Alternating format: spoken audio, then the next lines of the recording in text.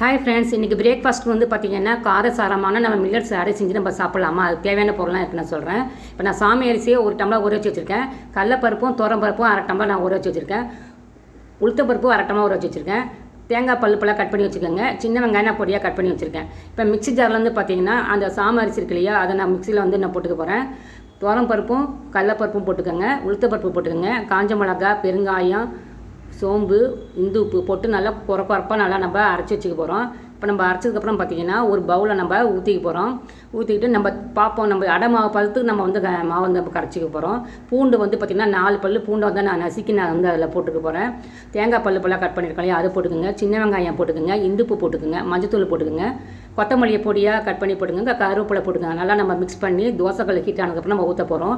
இதுக்கு சைட் டிஷ்னு பார்த்திங்கன்னா நான் கார சட்னி வந்து அரைச்சிருக்கேன். ரொம்பவே நல்லாயிருக்கும். இந்த வீடியோ பிடிச்சதுன்னா லைக் பண்ணுங்கள், சப்ஸ்கிரைப் பண்ணுங்கள், கமெண்ட் பண்ணுங்கள்.